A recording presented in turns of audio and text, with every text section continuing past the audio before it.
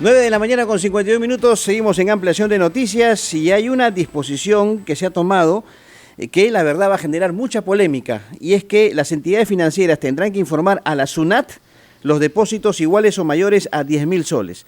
Vamos a conversar sobre este tema con el doctor Enrique Gersi, abogado especializado en análisis económico de Derecho y Derecho Penal justamente económico.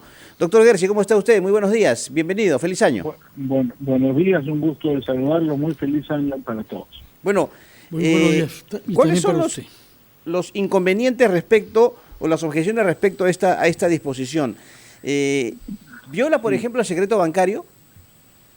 Sí, mira, lo principal es que este decreto supremo viola abiertamente una sentencia del Tribunal Constitucional, la 009-2014, en un proceso de inconstitucionalidad, donde el tribunal estableció ya inequívocamente, porque los antecedentes vienen del 2004, de otra sentencia, la 004, que dice que los peruanos tenemos el derecho fundamental a la intimidad financiera, que tiene dos dimensiones: el secreto bancario y la reserva tributaria. Esto solo lo puede levantar un juez. No puede haber una norma de manera indiscriminada que diga que los bancos van a mandar promedios, además, ¿no es cierto?, de cuánto gasta la gente y cuánto percibe la gente, porque eso viola el secreto bancario y la reserva tributaria, además de ser absolutamente inconveniente, porque tú comprenderás que la informalidad en el Perú va a crecer con este tipo de normas que favorecen la desbancarización. Y el problema fundamental con el decreto supremo es la inconstitucionalidad, porque está violando abiertamente una disposición, una sentencia del Tribunal Constitucional. Y creo que aquí sí el Ministerio de Economía, que yo creo Waldo Mendoza es una persona razonable, deberían hacer modificaciones en este decreto, porque creo que han sido demasiado entusiastas y están violando abiertamente la Constitución con esta norma. Doctor Gersi, ¿cómo está? Muy buenos días. Los saludamos aquí, deseando que tenga un buen año. Ahora, varias cosas, ¿no? Sí. En este momento, digamos, los formales, los que estamos en el sistema financiero, si hacemos un depósito, recibimos una inversión de $10.000, por ejemplo, que son 30.000 soles, el ITF inmediatamente da cuenta y uno tiene que señalar exactamente de dónde proviene y por qué se está realizando ese gasto. Ese es uno. Dos, esto se evaluó y se comprobó y se confirmó en la época del señor Vizcarra, y lo que ha salido es la reglamentación. Ahora hablamos de 10.000 soles y estamos hablando de 10.000 soles de la gente que solamente está en el sistema financiero y tiene un trabajo formal o un ingreso formal. El resto, absolutamente nada. Y esto lo va a ampliar la presión tributaria, todo lo contrario. Digamos, ¿qué es lo que va a ocurrir? Es inconstitucional, pero si el gobierno continúa o procesa, ¿qué va a pasar? ¿Hay acciones populares que se pueden presentar individualmente? ¿Qué es lo que va a ocurrir? Con todo gusto les explico. Hay la dimensión jurídica, que es la inconstitucionalidad, y obviamente ahí cualquier ciudadano puede presentar una acción popular, que es lo que corresponde, porque el decreto supremo es abiertamente inconstitucional. La ley que dio origen al decreto supremo no.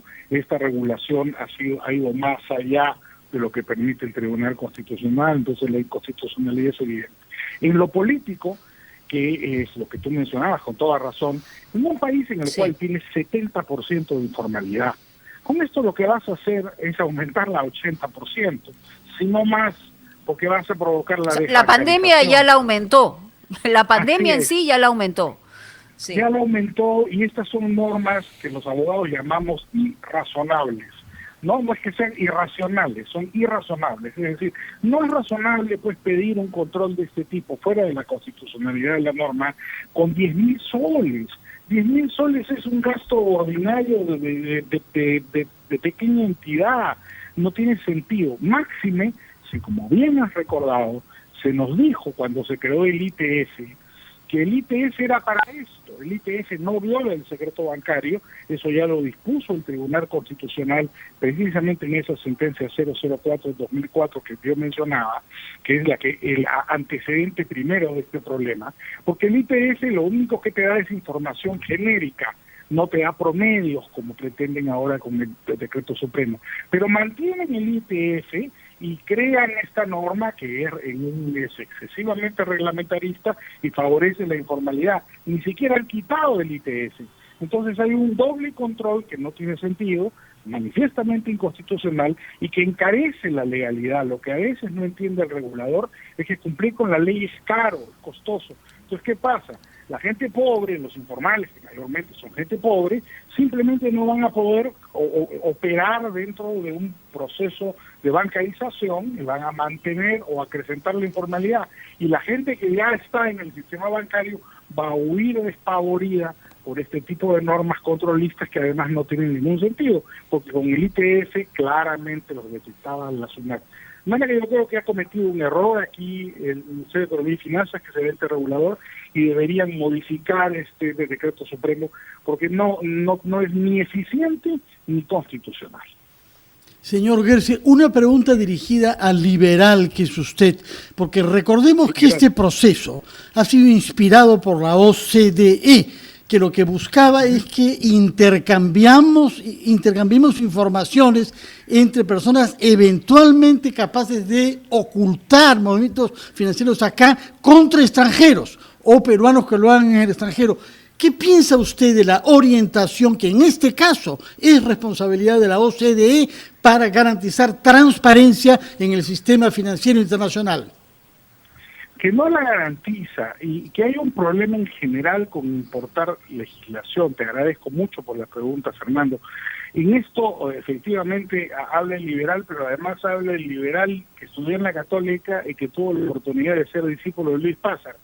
Luis Pássara tiene un artículo extraordinario, lo mejor que he leído en la producción nacional, que se llama La Ley Importada, donde él explica que el gran fracaso del sistema jurídico en el Perú consiste en importar leyes.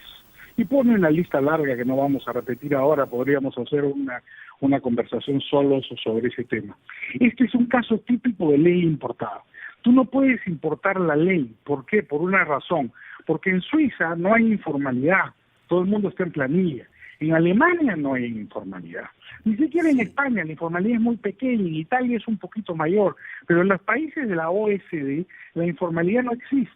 Entonces, si tú importas normas creadas para países en los cuales la ley se cumple, porque la ley es constante y la gente puede cumplir con la ley porque los costos del cumplimiento de la ley no exceden a su beneficio, lo que pasa en el Perú es donde la gente no recibe nada del Estado y no contribuye, cuando tiene normas controlistas como esta, obviamente tienden a no cumplirlas más.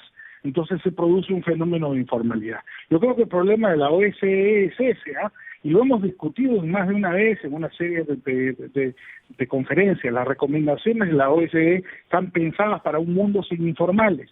Ese no es el Perú. Muy bien, doctor. Entonces la obligación de los peruanos y del gobierno peruano es ajustar la normatividad y las recomendaciones internacionales a la realidad social. Muy bien, doctor. Muchas gracias por estar con nosotros esta mañana. Muy amable al doctor Enrique Gersi. Y vamos de inmediato con